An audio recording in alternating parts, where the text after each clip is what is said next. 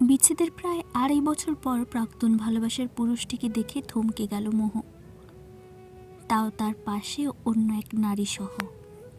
এভাবে হুট করে অপ্রত্যাশিত মানুষটিকে দেখে ঘাবড়ে গেল সে। বন্ধুদের দিকে কটমটে চোখে যায়। তারা বলছিল লোকটি দেশের বাইরে, তো এখন এখানে কিভাবে উপস্থিত হলো? জামা খামচে ধরে রাগ সংবরণ করার ব্যর্থ চেষ্টা করছে মোহ। পাচ্ছে আর কই? ভার্সিটি গণ্ডি পেরোনোর পরপরই বন্ধুমহল এক প্রকার ছিন্ন ভিন্ন হয়ে গিয়েছে। সংস্পর্শ থাকলেও তেমন আহামরি যোগাযোগ ছিল না কারোর সাথেই। তাই এই ছোট্ট একটা ট্যুরের ব্যবস্থা করছিল সকলে মিলে। গন্তব্য কক্সবাজার। মোহর ইচ্ছা হলো সবার সাথে মিলে পুরনো দিনগুলো স্মৃতিচারণ করা। তাই তো সে নাকচ করতে পারেনি, কিন্তু এখানে এসে যেন তার মন মস্তিষ্ক সব বিষাদে ছেয়ে গেল। সময়টা ছিল আরও 6 বছর আগে। ভার্সিটিতে পা রাখার পরেই একদম অপ্রত্যাশিতভাবে র্যাগিংয়ের শিকার হয়েছিল মোহ। ভীতু মোহ সেদিন বাচ্চাদের মতো কেঁদেছিল। এদিকে র্যাগ দিতে আসা ছেলে মেয়েগুলো ভ্যাবাচাকা খেয়ে হতভম্ব নজরে তাকে দেখছিল। কিছু করার আগেই, এমনকি কিছু বলার আগে সে এভাবে ভ্যা ভ্যা করে কেঁদেছিল। ভার্সিটির সিনিয়র ব্যাচের র্যাগিং দেওয়ার গ্যাং এর গোড়া ছিল রাবিব, ইয়াসিন, সুদর্শন আর বাবার রাজনীতির জোরে ভার্সিটিতে তার এবং তার বন্ধু মহলের বেশ নাম রাখছিল। মোহকে কাঁদতে দেখে এক প্রকার হোঁচট খেয়েছিল সে, জীবনে প্রথম প্রেমের হোঁচট। কাটাতে চেয়েছিল, পারেনি। এখন মোহর স্মৃতিতে ভাসে সেদিনগুলো, যখন বেহায়া প্রেমিকের মতো নিজের প্রেম প্রকাশ করতে চাইত, যা বারবারই রাবিবের চরিত্রের বিপরীত। কথায় আছে না, গম্ভীর মানুষরা প্রেম প্রকাশে অদক্ষ হয়, ঠিক তেমনটি ঘটত রাবিবের ক্ষেত্রে। মোহর কাছে আসলেই আমতা আমতা করত। মোহ তার কথা না শুনলে অনুনয়ের বদলে ধমকাত। আবার টলটলে চোখে মোহকে দেখে হাত ধরে নরম স্বরে বলতো, সরি মহারানী, আর হবে না। কানে ধরব কি? দীর্ঘ এক সময় পর মোহ নিজের দুর্বলতাকে বুঝতে পারে। সেও সম্মতি জানায়। শুরু হয় তাদের খুনসুটিময় দিনগুলো। রাবিবের আহ্লাদের আরও চঞ্চল হয়ে ওঠে মোহর মন। এরপর তো রাবিবের বন্ধুদেরকেও ছাড়েনি মোহ। বেঞ্চের ওপর বসে সবগুলোকে শাসিয়েছিল সে র্যাগিংয়ের জন্য। রাবিব কেবল দরজায় হেলান দিয়ে দাঁড়িয়ে দেখছিল মোহর কর্মকাণ্ড। এদিকে চোখ পড়েনি বন্ধুদের অসহায় নজরে বলা, ছেড়ে দে মা, কেঁদে বাঁচি। এভাবে অপ্রকাশিত প্রেম চলতে থাকে প্রায় 6 মাস। কখনো চিঠি পাঠানো, নানান দিনে নানান রঙের ফুল পাঠানো, চেলাবেলাদের দিয়ে রাত বিরাত তার বাড়ির নিজের ল্যাম্পপোস্টের সাথে হেলান দিয়ে দাঁড়িয়ে দাঁড়িয়ে ফোনে কথা চলতো। চোখে চোখে বিনিময় হতো কত শত অভিযোগ, অভিমান, প্রেম, ভালোবাসা। দুজনের ছিল দুজনের প্রতি তীব্র অধিকার বোধ। এদিকে ভার্সিটিতে তুমুল গুঞ্জন। ভার্সিটির জুনিয়র এক মেয়ের সাথে প্রেমে মজেছে ভার্সিটির সিনিয়র ব্যাচের ব্যাচ বয়। নানান দিন মোহর কানে ভেসে আসতো নানান কথা, কারো কারো ঈর্ষা, কারো কারো শুভকামনা। কখনো এসব শুনে কখনো মজা লাগতো, তো কখনো কারো তিক্ত কথায় মন বিষিয়ে যেত। একদিন মাত্রাতিরিক্ত বাজে রকমের হয়রানির শিকার হয় মোহ। অশালীন আর বাজে মন্তব্য বাকি রাখেনি এরা। সেদিন খুব কেঁদেছিল মোহ। হন্তদন্ত পায়েই ছুটেছিল রাবিবদের আড্ডাস্থলে। অস্থির পায়ে এগিয়ে সব বন্ধুদের মাঝে রাবিবের কলার টেনে তুলে দাঁড় করিয়েছিল। আপনার জন্য প্রতিনিয়ত আমার হয়রানির শিকার হতে হয় কেন বলতে পারেন? আদেও আমি কে বলতে পারেন? এই সম্পর্কের নাম কি বলতে পারেন? কেমন পুরুষ মানুষ আপনি, যদি নিজে বুক ফুলিয়ে যদি নিজের প্রেমিকাকে স্বীকৃতি নাই দিতে পারেন? সব শুনেও এত নির্বিকার কেন আপনি, কাপুরুষ? ঝাড়া মেরে এক প্রকার কলার ছেড়ে দৌড়ে চলে গিয়েছিল সে। এদিকে হতভম্ব আশ্চর্য হয়ে বসেছিল রাবিব। ঘটনা এত প্রতিকূলে চলে যাবে সে জানতো নাকি। এরপর প্রায় 10 দিন চলে রাবিব আর মোহর অঘোষিত বিচ্ছেদ। কত শত মেসেজ, চিঠি, ফুল পাঠানো, সে অথচ ছুঁয়েও দেখেনি মোহ। এদিকে অস্থির পাগল প্রায় হয়ে পড়ে রাবিব। মোহকে কেবল ভালোবাসেনি, সে নিজের অভ্যাস আসক্তিতে পরিণত করেছে। সে যে নিকোটিনের ধোয়া মোহর অপছন্দ ছিল তা সারা জীবনের মতো ছেড়েছে। রাস্তার ধারে সে বন্ধুদের সাথে আড্ডা দেওয়া ছেড়েছে সে। এরপর মোহকে পেয়েছে, ভালোবাসায় অভ্যাসে পরিণত করে তুলেছে তাকে। এক রাতে ঘুমানোর আগে মোহ শেষ মেসেজ দেখেছিল রাবিবের কাছ থেকে। তুমি আমার নিকোটিনের চেয়েও তীব্র বেসামাল আসক্তি মোহ। তোমার শূন্যতা নিকোটিনের অনুপস্থিতি থেকে বেশি পুরায় আমায়। কাম ব্যাক টু মি মহারানী। এর পরদিন ইউনিভার্সিটি গেলে সবার অদ্ভুত চাহনি আর ফিসফিসিয়ে বলা অনেক কথা কানে আসে মোহর। নির্বিকারভাবে দুটো ক্লাস শেষে কেউ এসে ডেকে নিয়ে যায় মাঠে। না আসতে চাইলেও এক প্রকার জোর করে বিরক্তিসহ মাঠে আসে। শূন্য মাঠে হঠাৎ শত মানুষের ভিড় জমে যায়। এদিকে ছেলে মেয়ে দুটো যে তাকে নিয়ে এসেছিল তাদের হারিয়ে ফেলে সে। তীব্র রোদে চোখ মুখ কুঁচকে দাঁড়িয়ে থাকে কিছুক্ষণ। কানে আসে সকলের হইচই। গো রাবিব গো, ইউ ক্যান ডু ইট। চোখ মেলে তাকিয়ে থমকায় মোহ। হাঁটু গেড়ে সামনে বসে থাকা রাবিবকে দেখে বিস্ময় ঘিরে ধরে। রাবিবের অবস্থা করুণ, তা দেখেই আন্দাজ করতে পারে সে। এদিকে বেশ কিছুক্ষণ শ্বাস নিয়ে জিভ দিয়ে ঠোঁট ভিজিয়ে নেয় রাবিব। আশেপাশে নীরবতা, মোহ নির্বিকার। হুট করে রাবিব নরম সুরে বলে, 10 দিনই আত্মরা হয়ে গেছি আমি মহারানী। আর না, চল না আবার প্রেম করি। এবার সবাই জানবে আমাদের প্রেমের কথা, সবাই জানবে আমাদের প্রণয়ের কথা। ভালোবাসি আপনাকে ইবনে মোহনা। রাবিব মাথা চুলকে হেসে বিড়বিড়িয়ে বলে। কিছু কি মিস করলাম মোহ? সবার করতালি ভেসে আসে। ঠোঁট কামড়ে নিজের আবেগ সংবরণ করে মোহ। এমন অদক্ষভাবে হয়তো প্রথম কেউ প্রপোজ করছিল তাকে। তবু কি অদক্ষ প্রপোজালেই সে খুশির জোয়ারে ভেসেছিল? এরপর শুরু হয় তাদের দ্বিতীয় দফার প্রেম। শুনেছিল ওইসব ছেলেগুলোকে মেরে প্রায় হাত পা ভেঙে ফেলে রাবিব একা। মেয়েগুলোকেও নাকি বাড়ি গিয়ে শাসিয়েছে যারা তাকে সেদিনের এভাবে হ্যারাস করেছিল। প্রেমে প্রেমে কেটে যায় প্রায় 3.5 বছর। এদিকে রাবিব ইউনিভার্সিটি গণ্ডি পেরিয়ে বাবার সাথে রাজনীতিতে যুক্ত হয়। ব্যস্ততায় দূরত্ব বাড়ে, প্রায় কথা কাটাকাটি হতো। মোহ রাবিবের পেশাকে মেনে নিতে পারত না। এদিকে রাবিবও অনেকটা জড়িয়ে যায় তার পেশার সাথে। রাজনৈতিক কোনো কাজ সে করত না, কিন্তু প্রয়োজনে মারামারিও করতে দ্বিধাবোধ করত না। কাজের চাপে মাথা গরম, উগ্র মেজাজ থাকতো তার সব সময়। এদিকে মোহর কাছেও মানসিক শান্তি পেত না সে। রোজকার দুদিনের একই অভিযোগে দুজনেই অশান্তি পেত। এভাবে মোহর কোমল মন তাদের সম্পর্কের এমন পরিণতি মেনে নিতে পারে না। একদিন সিদ্ধান্ত নেয় মোহ, সে দেখা করবে রাবিবের সাথে। এভাবে আর কয়দিন? রেস্টুরেন্টে বিপরীতে বসে অনবরত রাবিব সিগারেট টেনেই যাচ্ছে। অনেকক্ষণ নীরবতা কাটিয়ে মোহ শুরু করে, সিগারেট খেতে মানা করেছিলাম তোমায় রাবিব, আমার ভীষণ অপছন্দের জিনিস এটা। আমিও তো তোমার কাছে মানসিক শান্তি খুঁজে বেড়াই এখন, পাই কই? রাবিবের এহেন কথায় চোখ তুলে তাকায় সে। তার প্রেমিক পুরুষ কি বদলে গেল তবে? ধরা গলায় রাবিবকে জিজ্ঞেস করে। নতুন কেউ এসেছে কি তোমার জীবনে রাবিব? সিগারেটের ধোঁয়া ছেড়ে উত্তর দেয়, আমার অনুভূতি আর ভালোবাসাগুলো এত সস্তা নয় মাই লাভ। তবে ছেড়ে দাও এসব। সম্ভব না এখন, জড়িয়ে গিয়েছি অনেকটা। তবে আমাকে ছেড়ে দাও। তারপর অনেক কথা কাটাকাটি হয় দুজনের। আশেপাশের মানুষ কেউ তোয়াক্কা করেনি তারা। শেষে রাগ না সামলাতে পেরে এক প্রকার কোনো উত্তর না দিয়ে বের হয়ে যায় রাবিব। নীরবতা প্রতিবার সম্মতির লক্ষণ, তাই ভেবে নেয় মোহ। মনে মনে নীরবে ইতি টানে এই তিক্ত সম্পর্কের, সাথে ইতি টানে নিজের চঞ্চলতার। এই মোহ আর তখনের মোহতে বিস্তার তফাৎ। নগ্ন পায়ে সমুদ্রের কিনারায় হাঁটছে মোহ। পায়ে চিকন সোনালি নূপুর। ঢেউ এসে তার পায়ে আছড়ে পড়ছে। বালিতে পা মেখে যাচ্ছে, ঢেউয়ে তা আবার মিশে যাচ্ছে। সূর্য ডোবা শুরু করলো কেবল।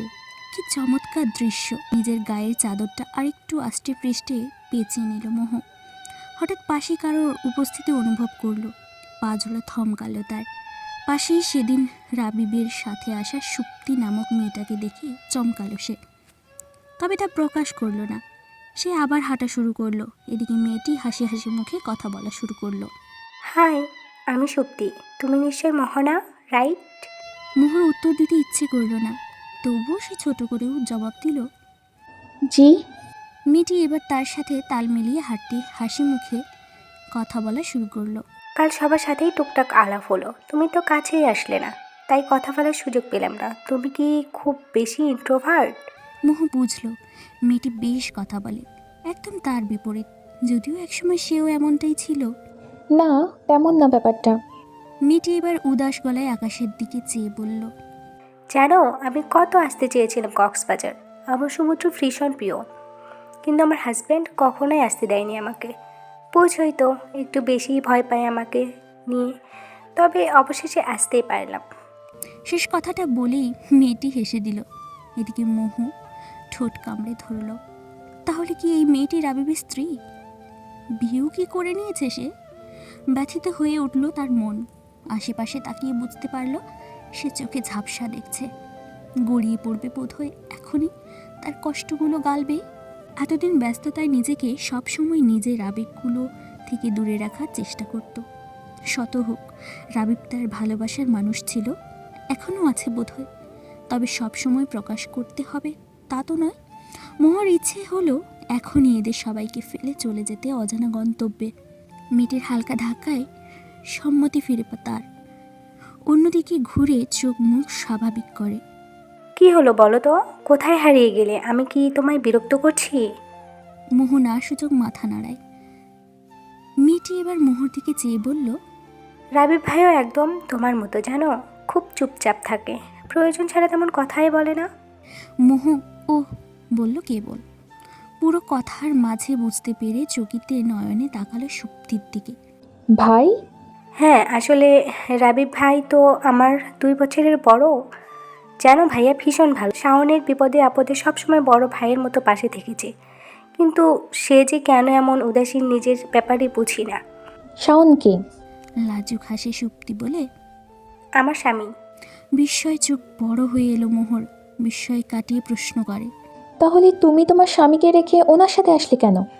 আমি আবদার করেছিলাম, যখন শুনলাম সে নাকি কক্সবাজার আসছে আর শাওনেরও ছুটি মেলেনি, তাই বলতে পারো। কি বলবে মোহ বুঝতে পারল না। রাবিব তাহলে বিবাহিত না? সুপ্তি বালিতেই বসে পড়ল। সূর্য অনেকটাই ডুবে গিয়েছে। হাত টেনে মোহকেও বসিয়ে দিল। মোহর স্কার্টের অংশটাই ভিজে গিয়েছে। জানো, আমাদের প্রেমের বিয়ে, শাওন ভীষণ ভালো আর ভদ্র একটা ছেলে, কিন্তু বাসায় আমার ছবি দেখালে তার মা বলে তার নাকি আমাকে ভালো লাগেনি। ছেলেকে বোঝাতে শুরু করলেন আমার থেকেও ভালো মেয়ে এনে দিবে তাকে। এদিকে এসব শুনে আমি ভীষণ ইনসিকিউর ফিল করা শুরু করছি। বেশ অবুঝের মতোই সুইসাইড করার চিন্তাও করি। তখন এই রাবিব ভাই আমাকে বুঝিয়েছিল যে এভাবে নিজেকে গুটিয়ে নিয়ে আত্মহত্যা করা মানেই নিজের ভালোবাসাকে ছোট করা। ভাইয়ের মতো ওই দিন মাথায় এসে হাত না রাখলে আজ আমি হয়তো আবেগের বশে মরেই যেতাম। তবু এত ভালো লোকটা যে এভাবে নিজের জীবন কেন এত কষ্ট পেল, মাঝে মাঝে ভীষণ আফসোস হয় তার জন্য। কিঞ্চিত অবাক হলো মোহর। কিসের কষ্ট রাবিবের? মানে? এবার 2 পা তুলে 2 হাতে জড়িয়ে ধরে বসল সুপ্তি। মোহ খেয়াল করলো মেয়েটা ভীষণ মায়াবী। শাওনের কাছ থেকে শুনেছিলাম ভার্সিটির জীবনে থাকাকালীন কোনো এক মেয়ের সাথে ভাইয়ের সম্পর্ক ছিল। আগে ভাইয়া নাকি ভীষণ গম্ভীর আর শান্তশিষ্ট স্বভাবের ছিল, কিন্তু ওই যে প্রেমের হাওয়া লেগেছিল। ভাইয়া ভীষণ আবেগী হয়ে পড়েন প্রেমে পড়ে। যে বন্ধুদের সাথে প্রয়োজনে কথা বলতো কেবল সে বন্ধুদের কাছেই তার নামের গল্প জমাতো। বন্ধুরা নাকি কেবল ভাইয়ার পরিবর্তন লক্ষ্য করতো। আস্তে আস্তে বন্ধুরাও বুঝে গেল যে সে ছেলে আগে তাদের উপদেশ দিত প্রেম থেকে দূরে থাকার, সে বন্ধু প্রেমে অন্ধ হয়ে গিয়েছে, তাকে আর এ পথ থেকে ফেরানো যাবে না। কত বছর গড়িয়ে যাওয়ার পর যখন ভাইয়া বাবার রেস ধরে রাজনীতিতে জড়ায়, তখন থেকেই তাদের সম্পর্ক ফাটল ধরে। যতটুকু শাওনের কথাই বুঝতে পারলাম, ভাইয়া নাকি জেদের বশে তাকে ছেড়ে পেশাকেই আগে প্রাধান্য দিয়েছিল। তার বাবার নাকি এটাই ইচ্ছে ছিল। জানো তো, যখন জানতে পারি তাদের সম্পর্ক শেষ হওয়ার কথা, ভীষণ রকমের অবাক হই আমি। এত প্রেম এক পেশাকে কেন্দ্র করে মিটে গেল। নির্বিকার বসে রইল মোহ। সে তো আগাগোড়া সবই জানে, তবে রাজনীতির সাথে জড়িয়ে যাওয়া সে রাবিবের বাবার ইচ্ছে ছিল তা সে জানতো না। ভাইয়া নাকি এরপর ভীষণভাবে ভেঙে পড়ে, জেদের বশে জড়িয়ে গেলেও তাদের বিচ্ছেদের পর নাকি আর কাজে মন বসাতে পারতো না, অকারণে মারামারিতে জড়িয়ে যেত। তার সাথে নাকি তেমনভাবে আর যোগাযোগ করার সুযোগই পায়নি। সে নাকি শহর ছেড়েছিল তার জন্যে। আস্তে আস্তে এতই পাগল হয়ে যায় যে অধিক মাত্রায় নেশাতেও জড়িয়ে গিয়েছিল। শরীরের অবনতি ঘটতে শুরু করে। বেশ কিছুদিন পর বন্ধুবান্ধব মিলে নাকি হাসপাতালে তাকে নিয়ে ছোটাছুটি করছিল। যদিও বর্তমানে সে অনেকটাই স্বাভাবিক জীবনে ফিরে এসেছে, নিজের ভুলগুলোও হয়তো বুঝতে পেরেছে। হ্যাঁ, ভালোবাসা মানুষকে কি বানিয়ে দেয়, তাই না বলো মোহ? মোহ উত্তর ভাষাহীন। মন মস্তিষ্ক এক অদ্ভুত হিসাব নিকাশে ব্যস্ত। সুপ্তি এবার নিজের মোবাইল চেক করলো। শাওনের শত শত মেসেজ। তার মুখে হাসি ফুটল। মোহ আর চোখে দেখতে পেল সুপ্তির স্ক্রিনে জলজল করা এক সুখী দম্পতির হাস্যোজ্জ্বল ছবি। ফোনটা রেখে এবার সুপ্তির হাসি ঝুলিয়ে সুপ্তি বলতে শুরু করে, তবে রাবিব ভাইয়ের মাঝে সেই কবেই পরিবর্তন আসা শুরু করেছে। যে পেশার জন্য এত কষ্ট পেলেও তা চিরতরে ছেড়ে দিয়েছে। এখন রাজনীতি বিষয়ক যে কোনো কিছুই তার চক্ষুশূল। 1-1.5 বছর রিহ্যাবে কাটিয়েছে। নিজেকে সর্বোচ্চ দিয়ে পরিবর্তন করার চেষ্টা করেছে, জানো তো। শুধু আমার মনে একটাই ক্ষোভ, মেয়েটা এত কিছুর পরও ফিরল না। নিষ্ঠুর প্রেমিকা সে। সূর্য অনেক আগেই ডুবেছে। সবাই ডাকাডাকি করছে তাদের রিসর্টে ফেরার জন্য। অন্ধকার নেমে এসেছে প্রায়। অন্ধকার ঠিকভাবে দেখতে পেল না সুপ্তিমোহকে। হয়তো কেবল চোখে পড়ল তার চাঁদের আলোতে জলজল করা চোখের পানিগুলো। তাদের বিচ্ছেদের পর ভার্সিটি গণ্ডি পেরিয়ে চাকরির জন্য অনেক জায়গায় চেষ্টা করে মোহ। পরবর্তীতে ভালো একটা জব পেয়ে যায়, তবে তা ছিল অন্য শহরে। মূলত চাকরি আর রাবিবের সাথে কাটানো মুহূর্ত ও স্মৃতিগুলোকে ভুলতেই সে অন্য শহরে পাড়ি জমিয়েছিল। হ্যাঁ, রাবিবের ভাবনা সত্যি, তবে তা আংশিক। তবে সে বুঝে জীবনে কারো স্মৃতি আঁকড়ে ধরে বাঁচা মুশকিল। সে কোনো কালেই কিশোরীদের মতো আবেগী ছিল না। যা ছিল তার মনে, তা ছিল কেবলই রাবিবের জন্য এক সমুদ্র ভালোবাসা। তবে সে কি আসলেই নিষ্ঠুর হয়ে গেল? নিজের কষ্ট হবে বলে কখনই কাউকে রাবিবের ব্যাপারে প্রশ্ন করেনি। তাকে কি এই বিচ্ছেদ নিষ্ঠুর নারীতে পরিণত করলো? ভোর সকাল। পর্দা ভেদ করে বড় থাই জানালা দিয়ে রোদ এসে পুরো শরীরকে জড়িয়ে ধরেছে যেন। উবু হয়ে শুয়ে আছে রাবিব। একা নিজস্ব একটি রুম নিয়েছে সে এখানে এসে। কারোর সাথে ঘুমানো ভীষণ অপছন্দ তার। দরজায় ঠকঠক আওয়াজে ভ্রু কুঁচকে আসে রাবিবের। অনবরত শব্দ হওয়ায় বিরক্তি নিয়ে উঠে বসে। গায়ে টি শার্ট জড়িয়ে দরজা খুলে চোখ ডলতে ডলতে লক্ষ্য করে সোনালি নুপুর পরা পা জোড়া। থমকে যায়। উপরে চোখ তুলে তাকালে সে ঠিকই ভেবেছিল। মোহ দাঁড়িয়ে। হৃদস্পন্দন যেন মিস হলো কয়টা। শুভ্র সাদায় মোড়ানো মোহ চমৎকার লাগছে দেখতে। বয়সের সাথে পরিপূর্ণতা এসেছে দেখলেই বোঝা যায়। আসতে বলবে না? গলা ঝাড়ে রাবিব। মোহকে দেখে এক প্রকার ভেতরের জড়তা কাজ করছিল। দরজা ছেড়ে সরে দাঁড়ায় সে। রাবিবকে একবার চোখ দিয়ে লক্ষ্য করে রুমে ঢুকে সে। অগোছালো রুম দেখে ভ্রু কুঁচকে আসে তার। গলার ওড়না ছাড়িয়ে কোমরে পেঁচিয়ে নেয়। ব্ল্যাঙ্কেট হাতে নিয়ে রাবিবের উদ্দেশ্যে বলে ওঠে, ফ্রেশ হয়ে আসো। ব্যস্ত হয়ে পড়ে রুম গোছাতে। এদিকে রাবিব মোহর কাণ্ড কারখানা বোঝার চেষ্টা করছে। তোয়ালে নিয়ে চলে যায় ওয়াশরুমে। তার যাওয়ার পরপরই ধূপ করে বসে পড়ে মোহ। অস্বস্তি, এক ঝাঁক ভয়, সংকোচ ইত্যাদি নিয়ে দরজায় আঘাত করছিল। দুনিয়া থমকায় যখন রাবিবের ঘুমু ঘুমু চোখগুলো তাকে পরখ করছিল। নিজেকে যথাসম্ভব স্বাভাবিক রাখার চেষ্টা করছে সে রাবিবের সামনে। বুকে ফু দেয়, চোখ বন্ধ করে মোহ। অতপর সুন্দর করে রুমটাকে পরিপাটি করে তুলে। ততক্ষণে রাবিব বের হয়ে এসেছে। এসে মোহকে রুমে দেখে না। ভ্রু কুঁচকে আসে তার। কোথায় গেল ভাবতে ভাবতে চোখ যায় ব্যালকনির দিকে। সাদা পর্দাগুলো বাদেও কিছু একটা উঠছে। বুঝলো এটা মোহর ওড়না। সেও তাই পা বাড়ালো ব্যালকনির দিকে। মোহ বসে আছে ব্যালকনির চেয়ারে। টেবিলে 2 কাপ কফি থেকে উষ্ণ ধোঁয়া উড়ে বাতাসের সাথে মিলিয়ে যাচ্ছে। মোহ চোখ তুলে দেখলো একবার। কফিতে চুমুক দিয়ে সামনের দিকে তাকিয়ে বলে, চুলগুলো ঠিকভাবে মুছে নাও, পানি পড়ছে। রাবিব ঠোঁট বাঁকিয়ে আলতো হাসে। এত বছর পরেও মেয়েটার মাঝে পরিবর্তন আসেনি। কথা বলার সময় মোহর কণ্ঠের কাঁপুনি সে ভালোভাবে উপলব্ধি করতে পারে। ব্যস্ত হাতে চুল মুছতে মুছতে বসে পড়ল। হঠাৎ আমার রুমে? ভাবলেশীন কণ্ঠে রাবিব বলে ওঠে। মোহর মন ব্যথিত হয়, তবু তা মুখে প্রকাশ করল না। আজ সে একদম তৈরি হয়ে এসেছে, সে ভেঙে পড়বে না মানুষটির সামনে। মোহ হয়তো ভুল করেছে, সে তো অন্তত সূত্রে দিতে পারত তা, কিন্তু করেনি। নিজেকে গুটিয়ে নিয়েছে, নিজেকে কষ্ট দিয়েছে, নিজেকেই আবার সূত্রে নিয়েছে। অথচ মোহ ঠিকই এত বছর সম্পর্কটাকে সশরীরে ত্যাগ করলেও মনে মনে বয়ে বেরিয়েছে। বয়ে বেড়ানোর দায়টা কি শুধুই তার থাকার কথা ছিল? ভাবতে ভাবতেই গলা ধরে আসে, গলার কাছে কান্নারা এসে ভিড় করে, হাত কাঁপে তার। এখনই আবার না রাবিবের সামনে ভেঙে পড়ে। ধরা গলাতেই রাবিবকে জিজ্ঞেস করে, এরকমটা করার কি আদৌ দরকার ছিল রাবিব? এতক্ষণ যাবৎ রাবিবও লক্ষ্য করছে মোহকে। মোহর এমন প্রশ্নে মাথা নিচু করে ঠোঁট কামড়ে হাসল। মোহ নিজেকে তার সামনে কতটুকু শক্ত রাখতে পারে তাই সে একবার পরখ করতে চাইল। গলা ঝেড়ে নেয় সে। কিসের কথা বলছো? বোঝো না তুমি? অবস্থা না, নিজেই একা একা কষ্ট পেলে আমাকে এই কষ্টের অংশীদার হতে বললে। খুব কি বেশি দোষ হয়েছে তো? রাবিবের মুখশ্রী গম্ভীর হয়ে আসে।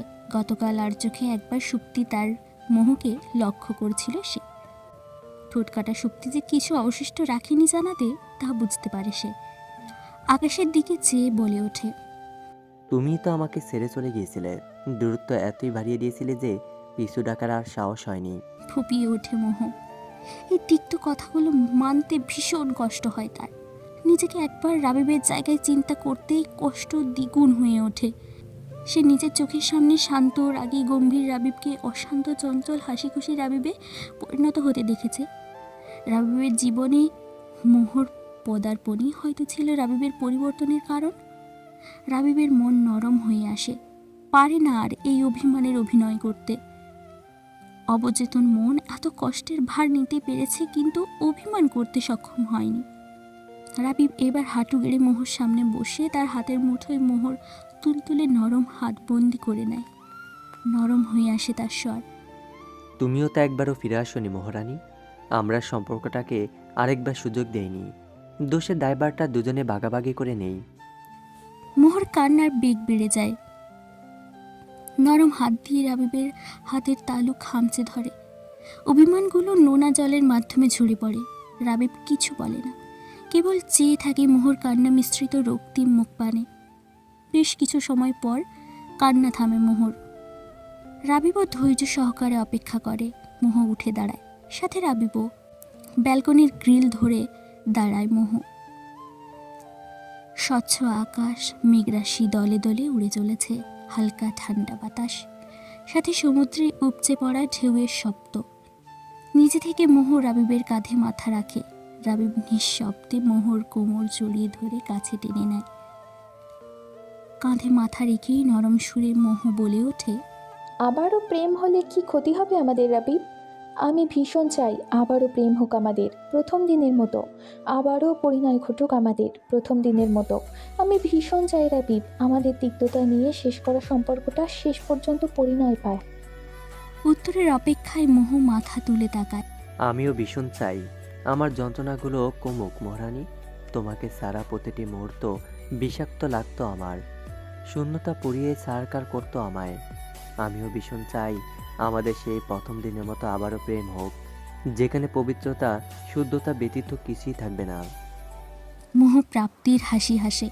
রাবিব সরে দাঁড়ায়, অতপর পকেট থেকে কিছু একটা বের করে হাঁটু গেড়ে বসে। প্রথম দিনের মতো আবারও বিস্ময় নিয়ে তাকায় মোহ।